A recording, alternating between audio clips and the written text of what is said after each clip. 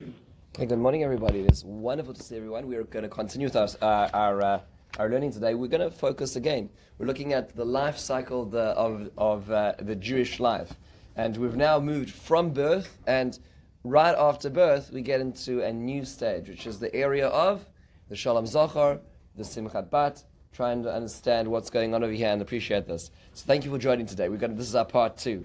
Before we go on, I want to take a moment to thank Suri Stern, who's sponsoring Baruch Hashem this entire series for all of this learning. It actually is wedged between.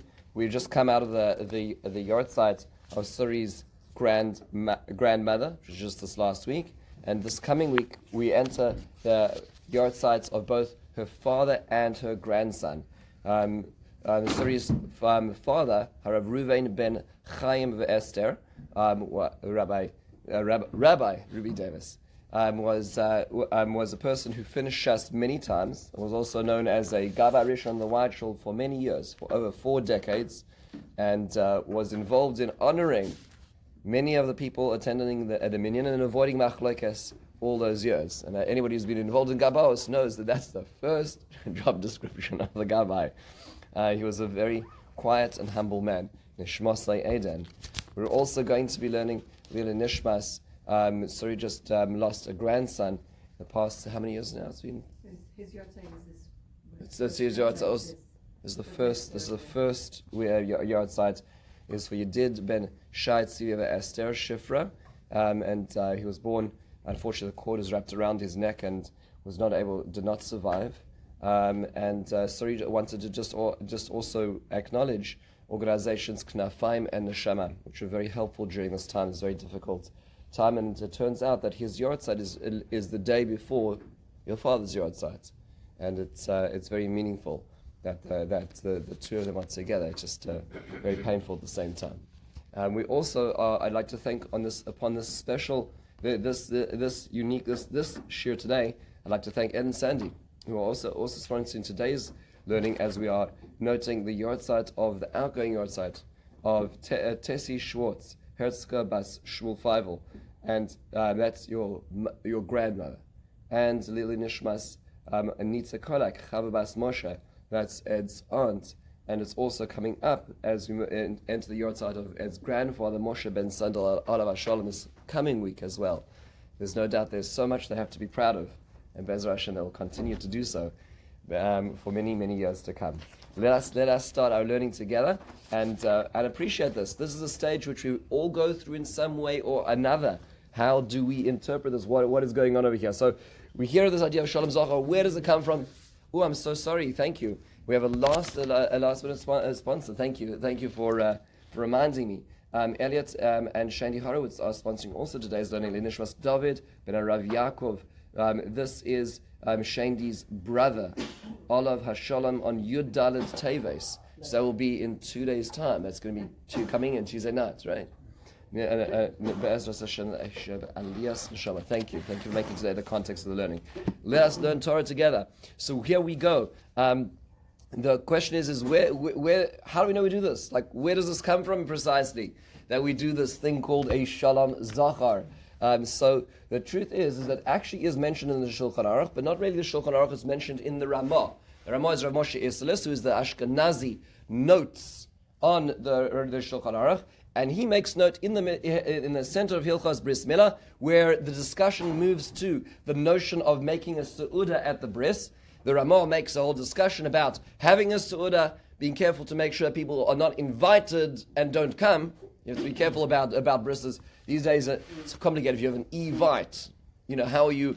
You're not. I'm not just telling you. I'm not really inviting you through the evite, but nonetheless. So you'll notice on bris invitations it says announcing the bris rather than inviting you to the bris. You shouldn't invite people to brises because if you're invited to a Sudas bris, the Gemara talks about there being a curse upon a person who is invited and doesn't come. So you don't want to. You have to be careful as a Baal Simcha. When you say come, you have to be careful. When it comes to a bris, you want to make sure that you announce it, but it's not that people are invited and they don't make their way downwards. I always try, even if I can't stay, just to take something, so I wasn't in that situation. But be it as it may, that's what the Ramah talks about. And then at the end of his comments, he says the following line. He says that v'od nohagu, there is a custom, la'asos su'udah, to make a meal, u'mishteh, belel Shabbos, on the night of Shabbos, la'achar shenolad Zachor, after a young man is born, that Shabbos following, to make a festive meal on the Shabbos night. So this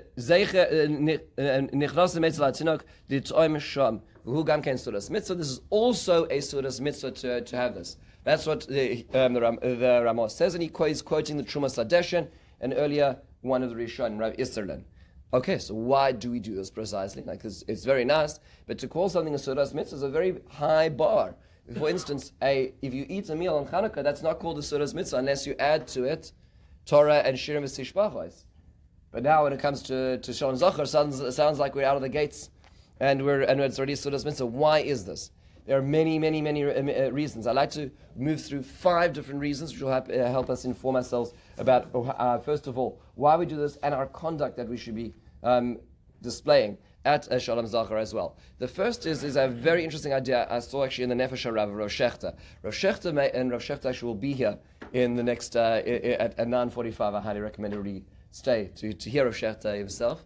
And he makes the following observation, that the Rambam says that when it comes to Pikuach Nefesh on Shabbos, then it should be done by the sages. It should be led by the leaders of the generation, should be those who are Machalal Shabbos for Pikuach Nefesh. So if there's a situation where, God forbid, there's a need to Machalal Shabbos, it shouldn't be that, somebody is sent to do it.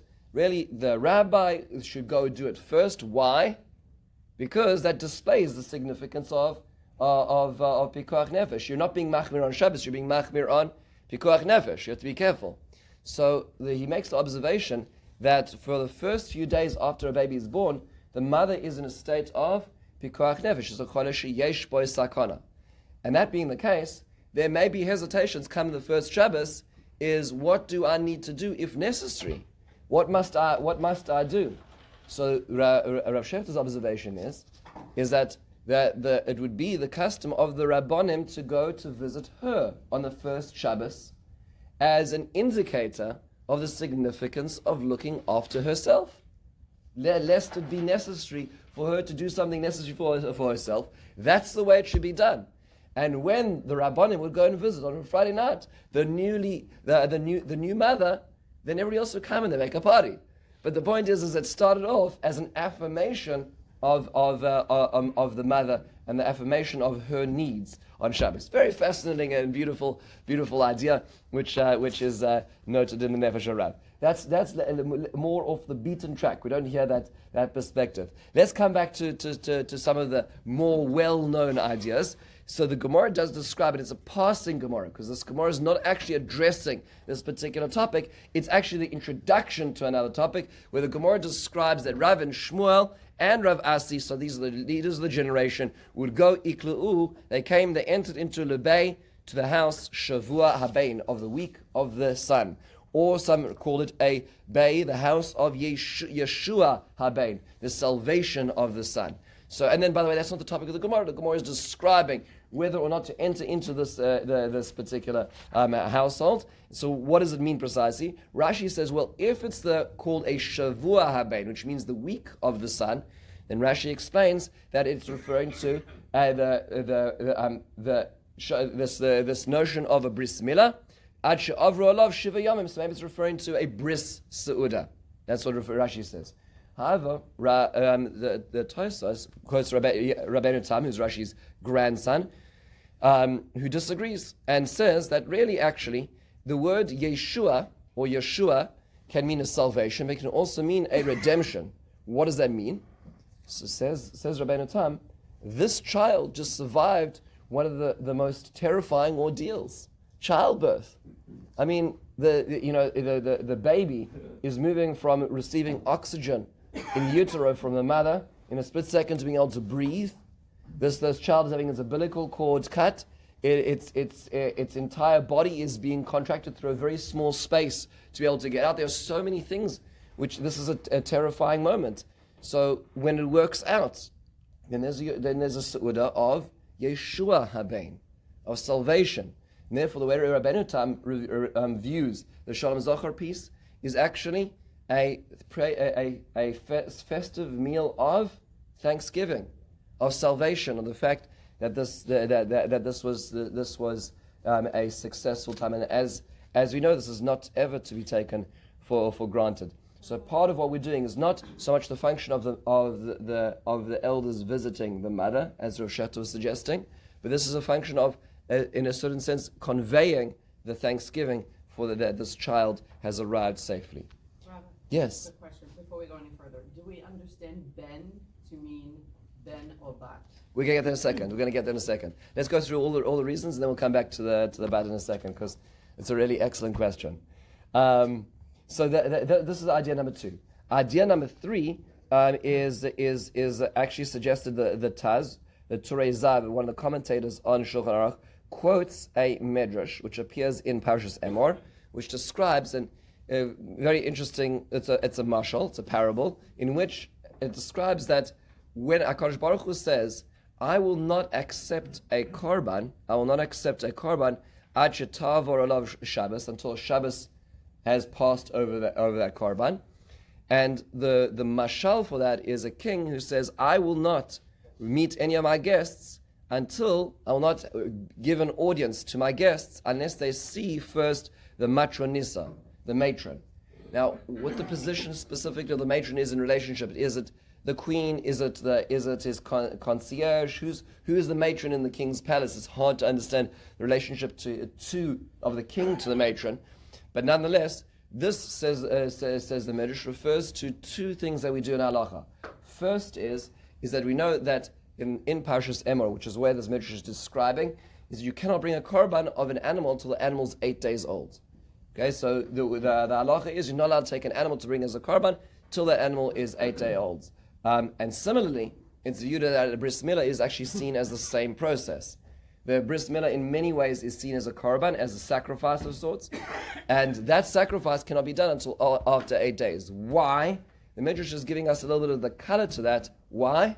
So that there should be a Shabbos, that's the matronissa, that this is the matron who first sees the child. Whether that's a spiritual chizuk for the child to go through in order to be able to, so to speak, go out the other side to be able to emerge successful. Shabbos is an ingredient necessary for this process of korban or mini korban experience as well. That's what the Taz suggests. Very, very fascinating. The 4th idea is, and this is a lesser known idea, and this is very, very important to think about, is that the Gemara tells us in Nida that on Daf Lamed Aleph and Beis, that Rabbi Yitzchak quotes Rabbi Ami, who says, "Kevan sheba zachor ba'olam ba shalom ba'olam."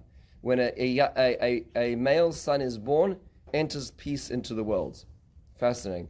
Okay, so and then quotes a pasuk in Yeshayahu, which makes a word play on Zachor or Zekar.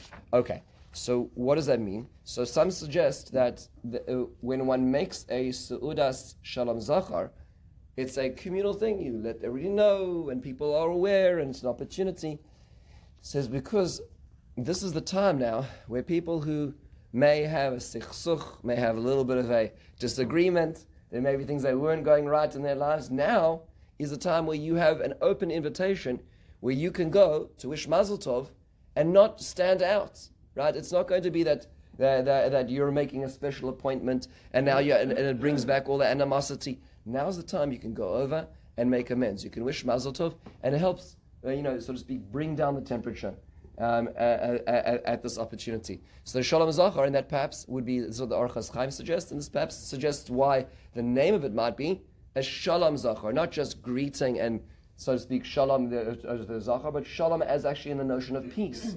This is the opportunity to create peace again. It takes a lot to do this kind of thing, and in fact, actually, it's important to think about times where you can do a mitzvah where there's a sichsuch. I was once involved in something. Actually, I wasn't involved. That was the problem. Is there was an organization that I was involved with, and somebody lost their job, and I didn't get involved because I didn't know the details. I didn't know what happened. It was a she said situation. I didn't know what it was, and I didn't get involved, and it was always held against me that I didn't get involved. That I should have done more to defend this person, and I just didn't know. I wasn't involved, and I wasn't going to put myself in the ring. But I knew that this person harbored resentment against me, and it's very painful, because when you know that somebody harbors resentment against you, and you see them around, and you can see the pain in their eyes, and you don't mean to cause these things, but these things happen. So I tried. Actually, what I did was on Purim, I went and I delivered Mishloach Manos, and it wasn't the right time. It wasn't the right time for them,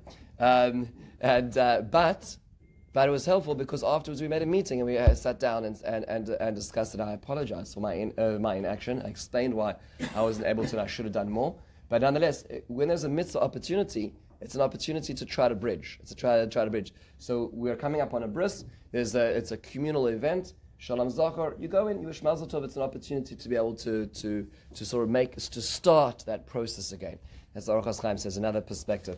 And then, of course, the most famous perspective is the last one we're going to look at today, and that is the very, very famous Gemara in Nidon Daf Lamed Beis tells us during the utero, it describes the process of a child. It says, "V'ner daluk loy al rosho," that the child when it's in utero as a fetus has a candle above its head, and can see from one end of the world to the other end of the world. Quoting a pasuk in Eov. And then the Gemara goes on to say, and there's no better time in the life of a human being than this time in utero. Quoting a pasuk in Eov, describing how being protected by HaKadosh Baruch Hu, seeing across the whole world. And famously the Gemara says the entire Torah is taught at such a moment. And then it describes how quoting a pasuk based on this as well. So a very profound description over here of living in this space, and the drisha and many comments that part of the Shalom Zachor in a certain sense is a nichum avelim. What's the nichum avelim? Is that when the child is born, comes the angel and sotra al piv and closes, so to speak, when it slaps upon the mouth, and the Torah is forgotten, and woe upon that loss. So he comes to literally be menachem, this newly born as well. It is worthwhile knowing that the Maharal understands this Gemara. Before going further, the Maharal understands what this means. What does it mean, ner daluk al rosh, or the candles above the head? Is that during pregnancy, it's understood that the neshama is not fully attached to the child yet. So as you know, as when you get into the whole abortion debate, which is very much what was raging just a little while back, the overthrowing of Roe versus Wade. In the Christian world, it's understood that the child has a soul already, right? So in Judaism, it's more complex than that. Now, not getting to the halacha and the complexity of it right now, but the way it's understood is that the soul will fully attach to the child once it emerges, once the child is born. But at that, beforehand, the ner Hashem nishmasa Adam, that soul is floating above, or is close to the child, but not actually fully attached. And therefore, because it's not tethered, it has more omniscience than it does if it were to be tethered to a material form, which is why it's which has further perspective. It has bigger perspective, because remember, what you're essentially doing is you're taking a piece of infinity, which is a soul, and you're stuffing the bottom end into a material container. That's really what it is. The soul of a human being does not fit into the human being. The human being is considered in Kabbalistic literature as the shoe, right? The very bottom of the neshama fits into the shoe. That's the body. The neshama is much bigger than the person. In fact, so like when a person goes to sleep, and we talk about drifting parts in the neshama, we've learned this beforehand, it means to say the upper spheres of the neshama are now less tethered and are able in dreams to visit other spaces. But the lowest part is, so to speak, tethered to this very finite, very material, very limited container. Okay, so when a person's born, that's when Sotra al Piv, the Maharal actually says, Stira is actually where now it's being merged into this body. That's what limits its entire perspective in the world. And why is the mouth? Because the mouth is the only place that's going to now help it express itself as a spiritual being, not just a physical being. Now, believe me, most people use their mouths to eat most of the time. So that's not what the Maharal was talking about. He was saying the other way around, is when we express ourselves, when we show the beauty of who we are, through a kind word, through learning Torah, through tefillah, that's when we differentiate ourselves from apes, right? That's when we are no longer just a material, a material two-legged being with opposable thumbs walking around. That differentiates us. So that would be what's going on over there. Now, take it a little further. It is interesting to note that why does this happen therefore on Shabbos? So why is this the place that so to speak this loss is expressed? And so there's a number of thoughts which relate to this. Rav Yaakov Emden points out that maybe we're doing this on Shabbos because we say Zachor is Yom HaShabbos. It's the day where we sort of remember. We're remembering back to the Torah which was lost. We're remembering back on a day which is dedicated to memory as well. Another possibility might be is that we're remembering back to that moment in the womb where the child had this capacity, had the ability to be able to go further. The Vilna Gaon actually famously comments in Mishlei that at the end of a life, there's an angel which will approach the person who passed away and ask them if they fulfilled their obligation in this world. And the Vilna Gaon famously comments and says it's the same angel that slapped the child in the face, which means at the beginning the angel set the child into motion and said, "No, what's going to be?" At the end, we know what the final exam is going to be, is did you use your time? Did you use the space you were given to be able to achieve everything that you had the capacity to as well? Which is what's happening over here. So the problem is what happens in between, because we're kind of stuck in the middle, right? We're not in the place where we don't remember it all. We're not in that space of omniscience, and we're not at the end. We're in this very limited space in the middle. So how do we keep aspiring to that point? So perhaps, maybe an observation could be, is that every Shabbos is a reminder that we're not just running on that rat wheel. Maybe every Shabbos is a Zachor Yom HaShabbos, is to remind us of our higher calling, which is what starts. The first Shabbos when a baby is born is this Shalom Zachor. We're remembering what we could be doing. And that's what really happens and reminds us the rest of our lives as to maybe to be able to answer that question that we're going to be asked by that same Malach that limited us into the space that we are, which is what allows us forward as well. Before going a little further, so if we just recap for a second and then address Chaya's question, is so what about the girls, right? Which is a good question. Is what happened to the girls? So if we do a quick recap of all of these reasons, some of them apply and some of them don't apply in a specific case. So if you remember, going back to the affirmation of the mother, the care of the mother, that absolutely applies whether the mother had a baby girl or a baby boy. When it comes to Thanksgiving, that should apply equally to either. When it comes to the greeting before the bris, that notion of the idea of this being, so to speak, the safeguard before the bris, that seems to be more bris related. So it seems to be a precursor to the bris. In fact, some would even argue that the reason why there's a Shalom Zachor, in an extension of this, is that not everybody is able to make it to the bris. But a Friday night is a time, as the Chumash Zadeshin said, where people are around. And we all know this. There's times where we've been made it to the Shalom Zachor, but we simply can't make it to the bris for whatever reason. So it's very much bris related. That case is actually not as connected to a baby girl being born. A time for reconciliation, I don't know why, but the Gemara does describe it as Omer Rabbi Avin, Shalom Ba'olam. I'm not sure why that's specifically related to, but the Gemara does seem to say that's specific to Ben Zachor. But when it comes to the fifth reasoning, when it comes to the loss of Torah, generally speaking, it's interesting over here. We, Baruch Hashem, are living in a generation where women are learning Torah and able to do this for time immemorial, not as a function even of Judaism, but in general, in society, women did not have the opportunity of education until very recently.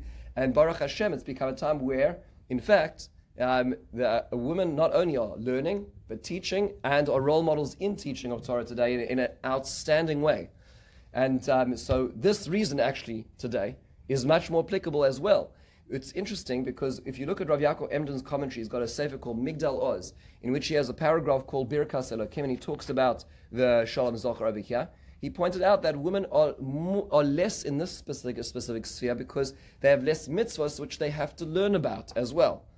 Right? So there's less Torah that there's necessary for a woman to learn. However, just putting that in perspective, today, Baruch Hashem, there's so much learning which is going on, not necessarily as a chiyuv, but as a kiyum, certainly, as opting in, because it might not be as obligatory, but certainly in a very real way is learning, and therefore this would apply as well.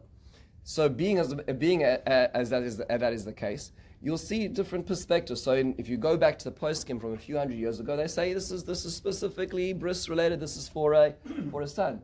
Today there are those, and there's been suggestions even in Rabbi Yaakov Emden himself, who raises the idea that this should equally be so for the birth of a girl as well. And people in certain communities are very careful about making a simchas bas as well. I will make the observation that it does when it comes to a girl, there's a little more flexibility. Meaning, if the notion of the Thanksgiving and the notion of the loss of the Torah and so on, all these things, these are all applicable ideas, but there's not as much of a rush to have to do it the first Shabbos, which is actually more liberating, to be honest. It was such a pleasure having our first daughter. Because, with a son, what happens is you have the whole world trampling through your house, right? The first, it could be a day later, it could be the same day, right? You then have to figure out the bris and the moil and the caterer and the everything. And then if it's the first and you're working out a pigeon or ben immediately when you finish it, it's a very public and it's very difficult to do all those things. It's very traumatizing, certainly as a young couple, to be able to organize those things.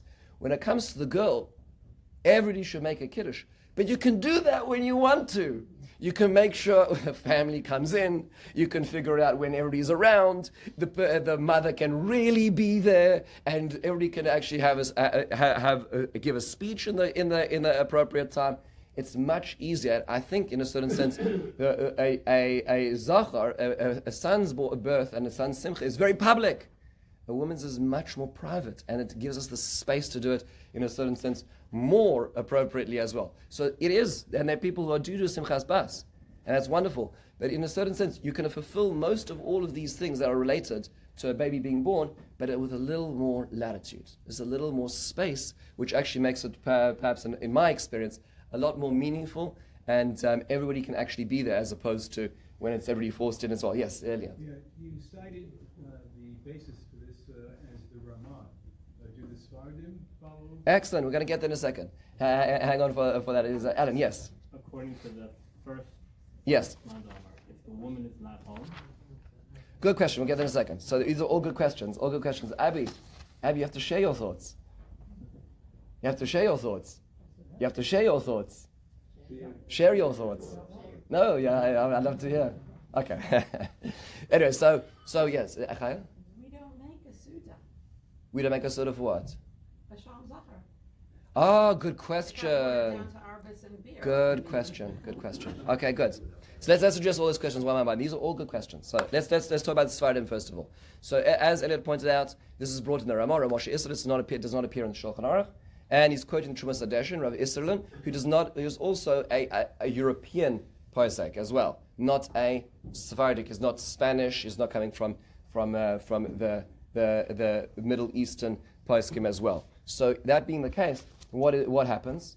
Truth is that the Sephardim do not do a Shalom Zachor, but instead they've got a much better option, which is called a Brit Yitzchak, for those who are familiar.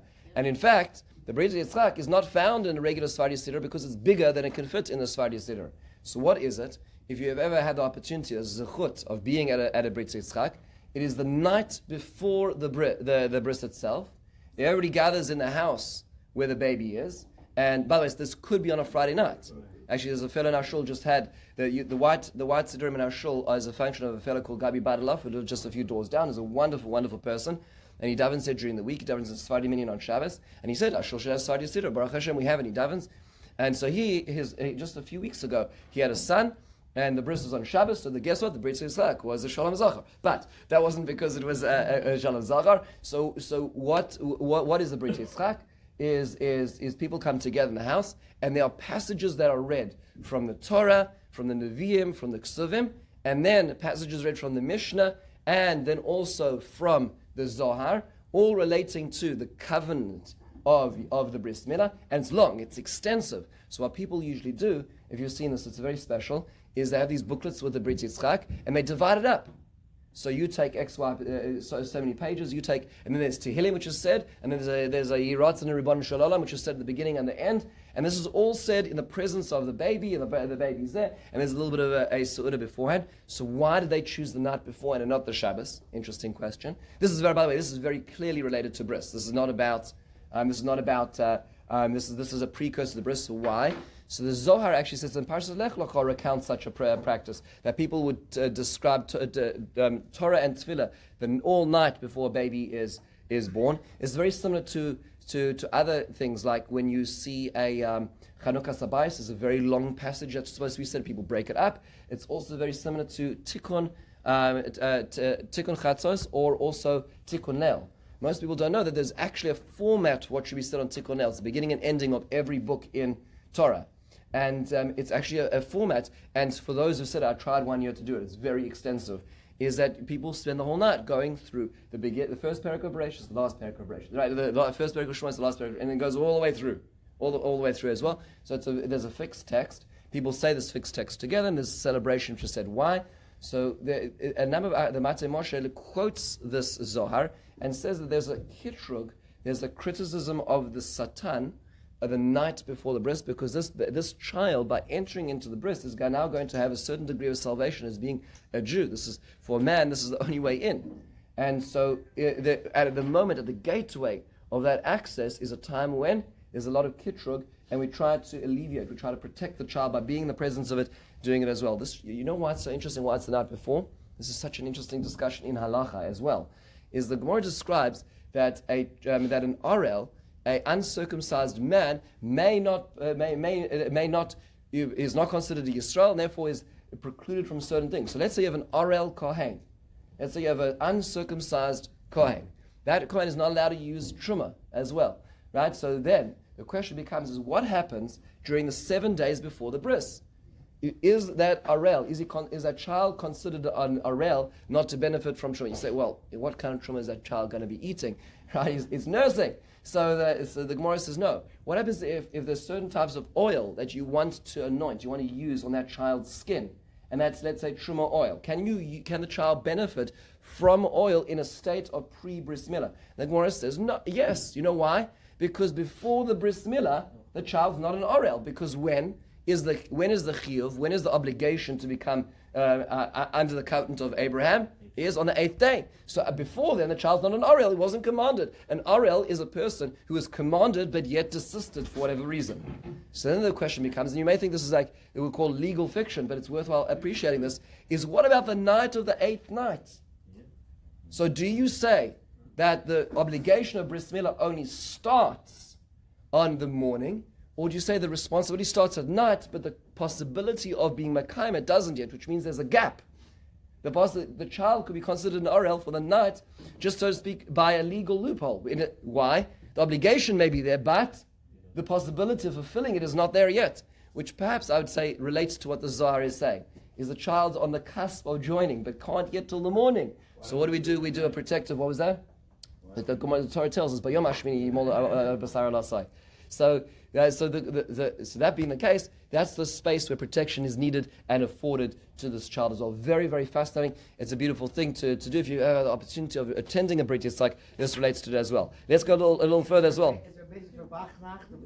Yes, okay, so the Hasidim have this thing which is based on the same idea. It's less, we'll call it universal, but there is this notion of Vachnach, where you bring children, in fact, to get candy, to say Shema Yisrael and to say HaMalach HaGoel, and part of that is affording protection to the child in the same way as well. Let me tell you, the Hasidim have a much faster process than the Sfardim, okay? Because the Brit Yitzchak is much more extensive. It's a beautiful thing. My children have done it many, many times. I remember actually during COVID, there was a number of times where I brought my kids by the window of somebody the night beforehand who was about to do a COVID bris with all 6 people involved. That's right. And so it's been a wonderful. There's wonderful times. But the Vachnach is an approximation of this idea, in addition to the Shalom Zachor as well. But for the Sfardim, this is the main time is done, is the night beforehand as well. Very, very beautiful practice, which emerges separately from this Ramah. What am I supposed to serve at the Shalom Zachor precisely? So Chai made a point, and that if you read the Ramah, The Ramah says it's supposed to be a Su'udas mitzvah, right? So that being the case, so what has happened? So the truth is that today it seems that the practice seems to be more candies and blue pretzels and stuff like that, right? And so on, which is great, but really, truth be told, it really would be special if you could have something which is more Suda-esque. And I know that sometimes we feel it's like a little too fancy when the kugel's going around and the small plates of challah, but there should be something more substantial as well as a Su'udah, and because it is a celebration. It is a celebration in and of itself. Part of that also relates to what we talk about during it. We'll get that in a second. Of course, you're all familiar with the notion that people try to have arbis. Why is that? So one could relate to this notion of avelus. It's circular, but about the cycle of life, which is our discussion these days. It could also be because in arbis in Yiddish relates to harbo arbe ezarachok kachokvei hashamayim, that HaKadosh Baruch Hu give a blessing that we should be increased harbe arbe. And this is a Yiddish word which approximates it, which if Yiddish is working, then I'm sure we can find other brachas like on the night of Rosh Hashanah to find that are related to it as well. But this is certainly possible. Where should we make it? So the truth is, it really should be where the baby is. It really should be where the baby is. Because if we're going to take it, certainly where the mother is for the idea of giving the support to the mother, which is one of the reasons. But for the Shalom Zachor, this child should pass through a Shabbos with Torah, with songs, so the baby should be there. It's not always possible, right? So sometimes you'll have the children, the young parents will be in a small apartment, and they just can't do it. It's very hard to do it, and so maybe they'll do it in a friend's apartment, as an example. It just might be practical in such a way. It may be that they're staying with their parents, but then the child will be there, which is fine. Sometimes you'll have it where they're in hospital, right? So the baby's born on a Friday afternoon. I always tell in that situation, the real Shalom Zachor is in room 313, so it's that's where it's really at. We're just doing the echo. But be it as it may, one is allowed to still make a Shalom Zachor in the absence of the child, but really preferably the child should be there.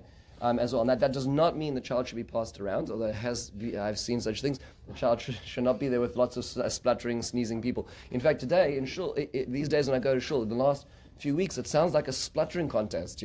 I go to shul every day, and it's just like during the Silent Shemon Ezra, cough, splutter, sneeze the whole time. It's not the right season, so don't bring the child out. Okay, but if the child's in the same house, that would be the appropriate way to do it, if at all possible. Should the mother be present? And the truth is, a lot of times the mother's recovering, and this is a very difficult time as well. It is discussed. I saw that one of the Achronim mentions that it's special for her to partake in the Sudas Mitzvah as well. But if that's possible, again, it's not always possible, and in many cases she's just not up to it as well, and so it doesn't need to be in the public space. But if she is up to it, wants to be part of it, and is able to be there for part of it, that's a wonderful thing as well. And there is a special mitzvah for the mother to be partake in that su'udah as well, if possible as well. What happens if the baby boy is born on a Friday night? So our first son is born 12:55 a.m. on Friday night. So when does the Shalom Zachor? Is that it? You done?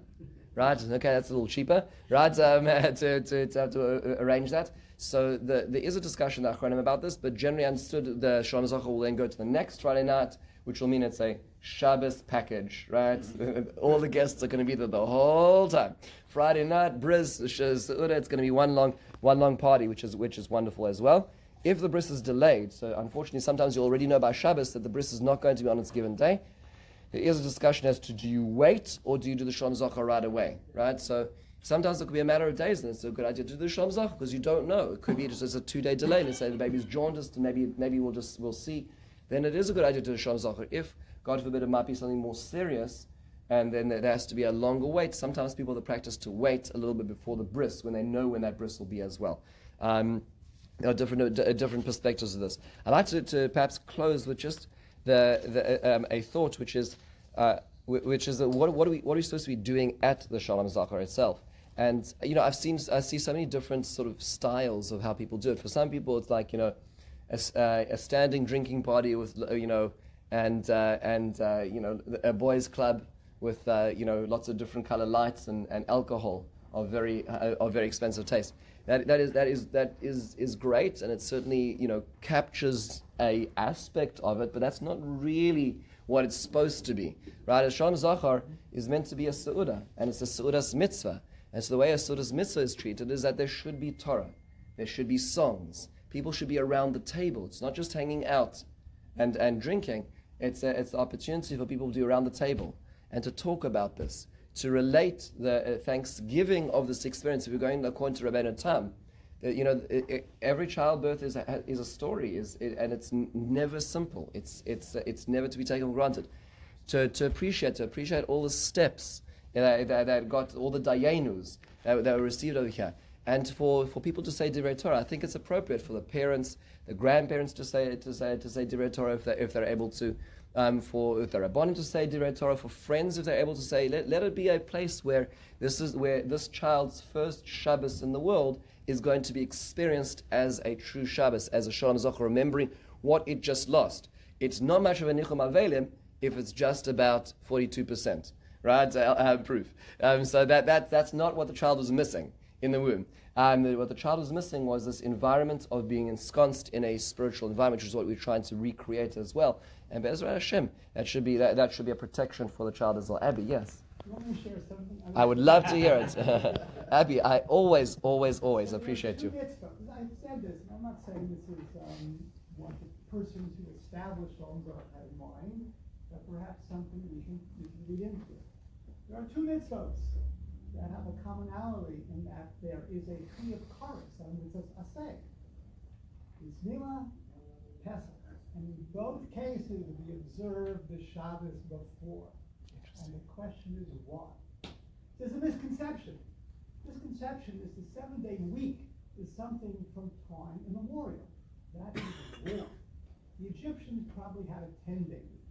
The Babylonians had a 7-day week, but it was lunar. It wasn't the cycle. You have a solar 7-day week, one again. The Romans, for example, had an 8-day week, but it shifted from place to place. So I said like this, imagine you are a Jew in Bayit-Sheni. The entire rhythm of your life was off. The only analogy I can give is like, you do Shabbos one day on Tuesday, one day on Thursday. It sets Shabbos set us apart, not just because we have rest, because the rhythm of our life was totally different. And what better time to think about Shabbos than before the bris and before Pesach, Which distinguishes us as human beings, as Jews. individually and community. Beautiful. Beautiful. Folks, if we didn't come just for that, that was worth being here as well. Abby, thank you always for sharing. So folks, I hope we just walk out. Some of this is more well known, some of this much lesser known. But hopefully the next time we plan or participate in a Shalom Zachor, it will be with deeper meaning, Be'ezrat Hashem, and appreciation. Be'ezrat Hashem. Thank you so much already for coming. 1 second, I gotta stop this.